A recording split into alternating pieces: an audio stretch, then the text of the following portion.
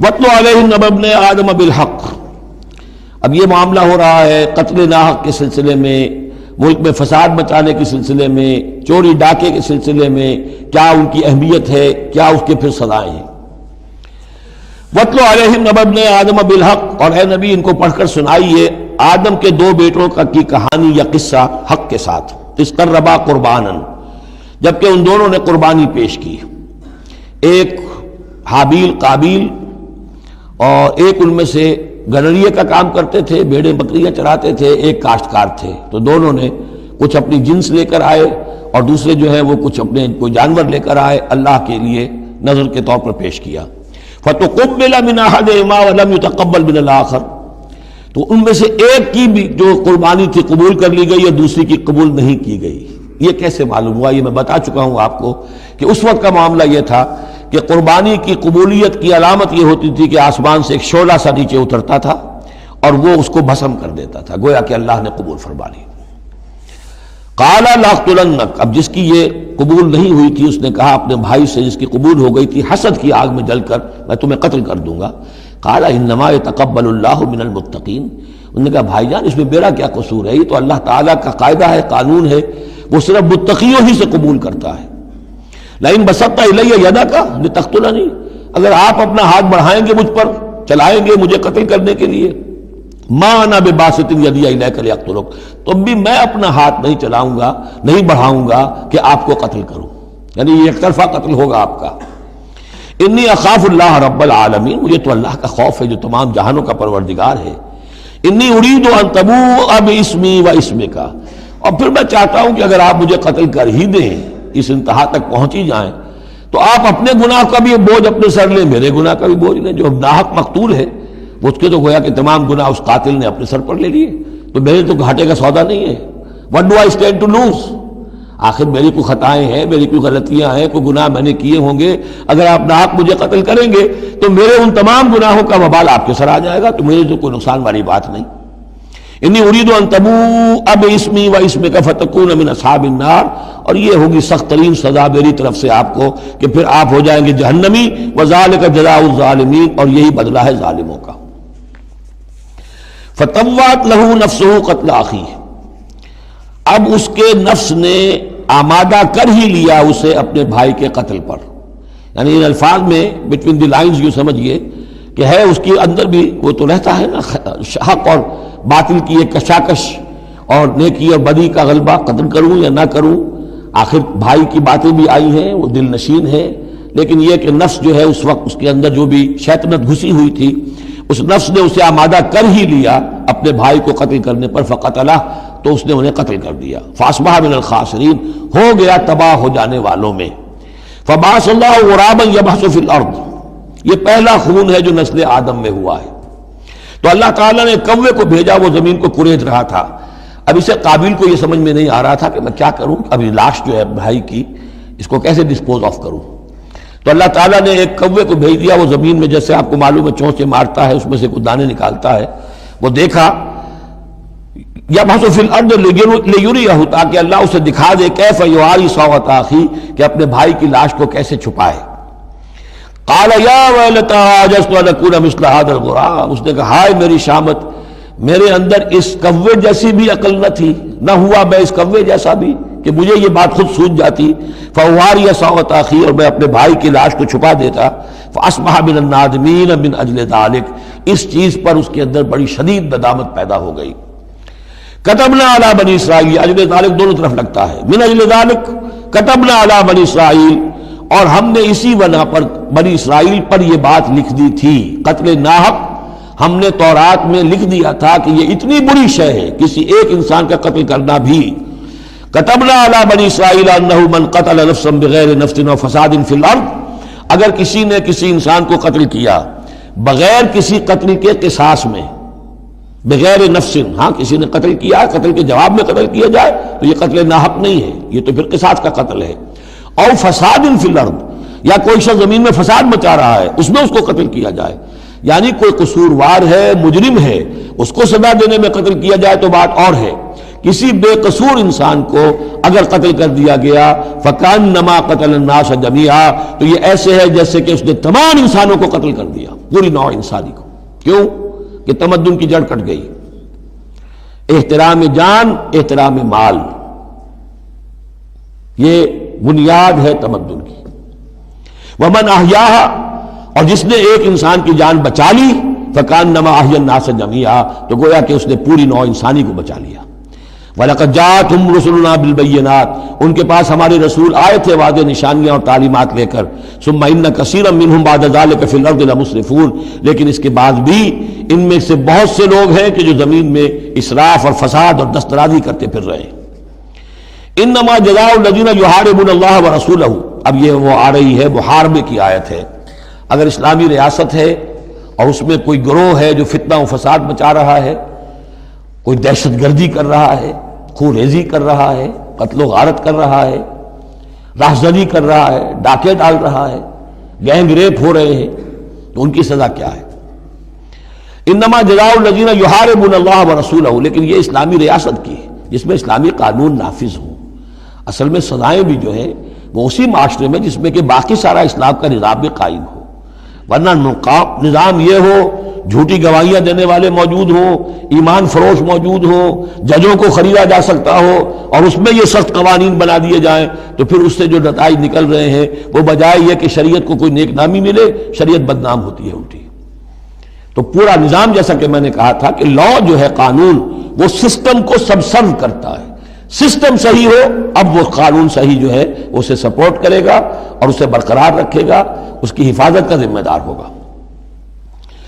انما جزاء الذین یحاربون اللہ ورسولہ، یقیناً بدلہ ان لوگوں کا کہ جو محاربہ کرتے ہیں، چیلنج کرتے ہیں اللہ کو اور اس کے رسول کو، یعنی اسلامی ریاست کو، ویسعون فی الارض فسادا، اور زمین میں وہ فساد مچاتے پھرتے ہیں، ان یقتلوا، کہ انہیں قتل کیا جائے، بلکہ یقتلوا نہیں ہے یقتلوا، ان کے ٹکڑے کیے جائیں، تقتیل، یقتلوا تقتیلا، اور یسلبوا، یا انہیں سولی چاہا جائے، اور تقطع ایدیہم وارجلہم من خلاف، یا ان کے ہاتھ اور پاؤں مخالف سمتوں سے کاٹا جائے، ایک ہاتھ کاٹ دیا جائے، ایک پاؤں کاٹ دیا جائے، اور ینفوا من الارض، یا انہیں ملک بدر کر دیا جائے، ذالک لہم خزی فی الدنیا، یہ تو ہے ان کے لیے دنیا کی زندگی میں رسوائی، وَلَهُمْ فِي الْآخِرَةِ عَذَابٌ عَظِيمٌ، اور آخرت میں ان کے لیے مزید بہت بڑا عذاب ہے۔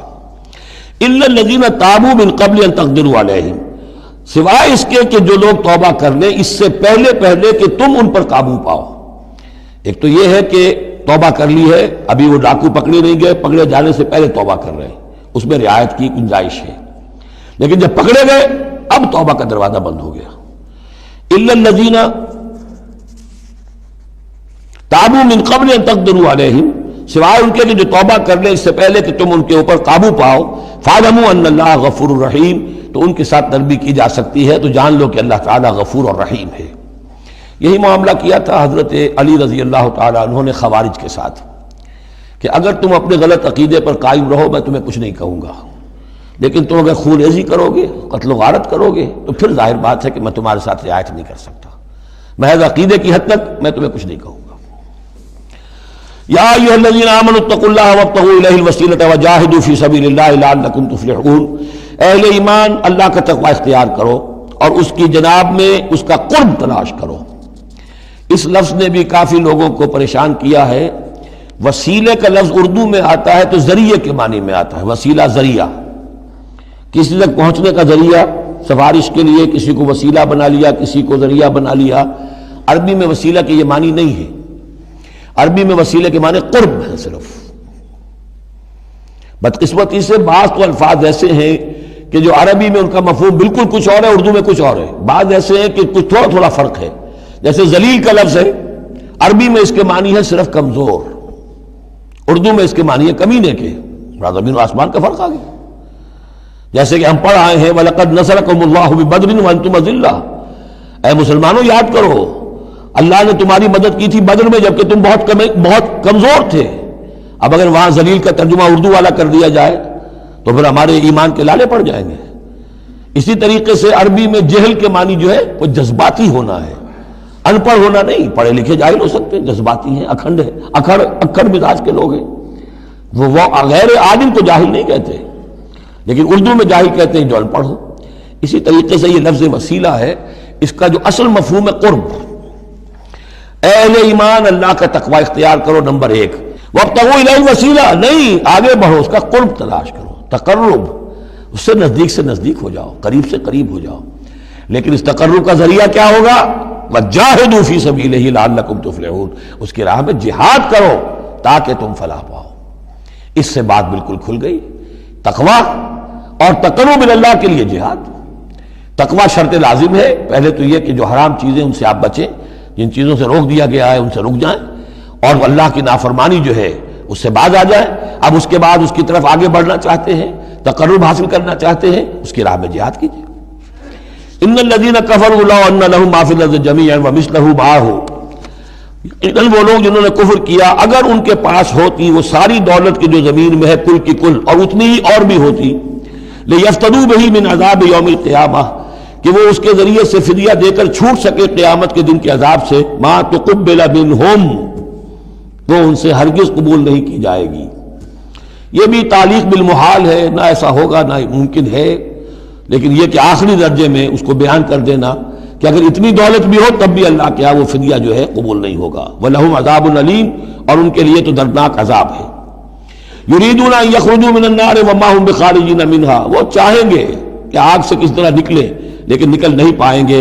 وَلَهُمْ عَذَابٌ مُقِيمٌ، اور ان کے لیے ہوگا قائم رہنے والا عذاب، مسلسل دائم اور قائم۔ وَالسَّارِقُ وَالسَّارِقَةُ فَاقْطَعُوا أَيْدِيَهُمَا، اور چوری خواہ مرد کرے خواہ چوری کرنے والی عورت ہو، ان دونوں کا ہاتھ کاٹ دو، ایک ایک ہاتھ، ایدیہما، ان کے ایک ایک ہاتھ کاٹ دو۔ جزاء بما کسبا، یہ بدلہ ہے ان کے کرتوت کا، نکالا من اللہ، اور یہ عبرتناک سزا ہے اللہ کی طرف سے۔ اب دیکھیے یہاں میں مثال دیتا ہوں آپ کو اہل قرآن کی حکمت اور ان کی سمجھداری کی۔ غلام احمد پرویز صاحب کہتے ہیں کہ یہ جو ہے کہ ہاتھ کاٹ دو چور کا، اس کا مطلب ہے ایسا نظام بنا دو کہ چوری کی ضرورت ہی نہ پڑے۔ اچھا یہ تو ہم بھی چاہتے ہیں کہ نظام ایسا ہو، کفالت عامہ ہو، کوئی شخص مجبوراً چوری نہ کرے، اس لیے کہ اس کی کفالت کے لیے اگر موجود ہے، وہ ریاست جو ہے اس کی تمام بنیادی ضروریات کی وہ انڈر رائٹ کر رہی ہے، تو اسے چوری کی ضرورت نہیں ہے۔ ہم بھی چاہیں گے کہ یہ بات ٹھیک ہے، لیکن یہ کہ اس کا مطلب یہ ہے، یہ غلط ہے۔ لیکن قرآن کس طرح اپنی حفاظت کرتا ہے؟ ایسے نظام کا قائم کرنا عبرت ہوگی، ایسا نظام کا قائم کرنا ان کے کرتوتوں کی سزا ہوگی۔ قرآن مجید پر اس قسم کا باطل جو ہے حملہ آور نہیں ہو سکتا۔ دو الفاظ، فَاقْطَعُوا أَيْدِيَهُمَا، ان کے ہاتھ کاٹ دو، جزاء بما کسبا، جو کمائی انہوں نے کی ہے اس کا بدلہ۔ اچھا جو کمائی انہوں نے کی اس کا بدلہ یہ ہے کہ اچھا نظام قائم کرو۔ نکالن، نکال کہتے ہیں کہ عبرتناک سزا، نکالا من اللہ، اللہ کی طرف سے عبرت کے لیے۔ اور یہ اسلام کے اندر جو تعزیرات ہیں اور حدود ہیں اور سزائیں ہیں، ان کے لیے لفظ نکال بہت اہم ہے۔ عبرتناک سزا، اگرچہ شہادت کا قانون بڑا سخت رکھا ہے، شبہ ہو تو ملزم کو چھوڑنے کی ہدایت ہے۔ جو آج بھی دنیا کے اندر جو اصول ہیں کہ جو بھی ڈاؤٹ ہے اس کا فائدہ جو ہے، شک کا فائدہ وہ ملزم یا ملزم کو جائے گا، لیکن یہ ساری کے باوجود اگر ثابت ہو گیا ہے، اب سزا وہ دو کہ ایک کو سزا ملے اور لاکھوں کی آنکھیں کھل جائیں، تاکہ آئندہ سے پھر یہ جرم کرنے کی ہمت کسی میں نہ ہو۔ یہ جو ڈیٹرنس ہے، اس طرح کی سزائیں کہ جن سے برائی جو ہے اس کو استحصال معاشرے سے کیا جا سکے، یہی واحد ذریعہ ہے۔ ورنہ دنیا میں امریکہ جیسی کلچر سوسائٹی کے اندر بھی موسٹ ہینس کرائم موجود ہے، بڑا ہی گھناؤنا جرم موجود ہے، اس لیے کہ اس قسم کی سزائیں ہیں ہی نہیں۔ لوگ جرم کرتے ہیں، جیل میں رہے، عیش کیا، کچھ دیر کے بعد پھر آئے، پھر جرم کیا، پھر چلے گئے، باہر جا کے کیا کریں گے، وہاں تو سرکاری مہمان ہیں۔ تو یہ سارا فلسفہ جو ہے نتیجہ کہ جرم جو ہے ان کا وہ بڑھتا چلا جا رہا ہے۔ والسارق والسارقۃ فاقطعوا ایدیہما جزاء بما کسبا نکالا من اللہ واللہ عزیز حکیم، اللہ زبردست ہے، حکمت والا۔ فمن تاب من بعد ظلمہ واصلح فإن اللہ یتوب علیہ، تو جس نے بھی توبہ کر لی اس کے بعد اپنے ظلم اور اپنے جرم کے پیچھے واصلہ اور اصلاح کر لی، تو اللہ قبول کرتا ہے اس کی توبہ کو۔ ان اللہ غفور الرحیم، یقیناً اللہ غفور الرحیم ہے۔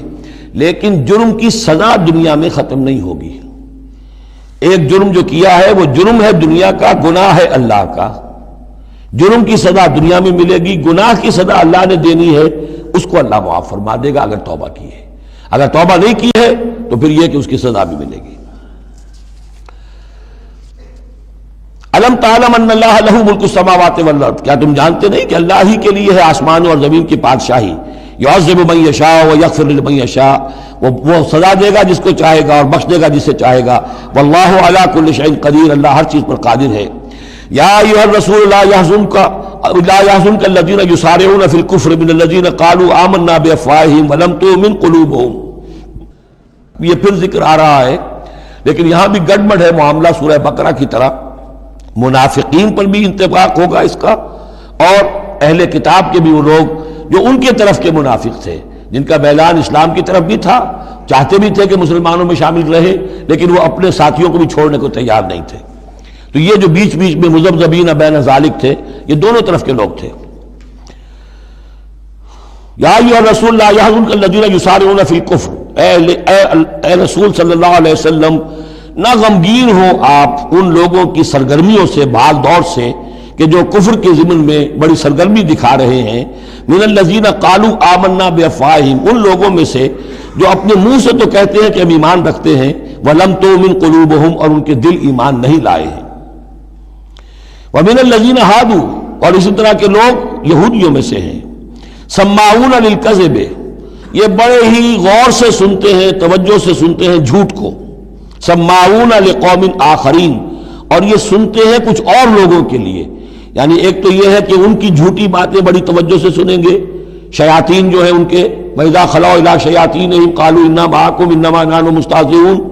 پھر یہ کہ ان کی طرف سے جاسوس بن کر آئیں گے مسلمانوں کے ہاں، کہ یہاں بڑی توجہ سے بات سنتے ہیں تاکہ جا کے رپورٹ کر سکیں آج محمد نے یہ کہا، آج فلاں معاملہ ہوا صلی اللہ علیہ وسلم.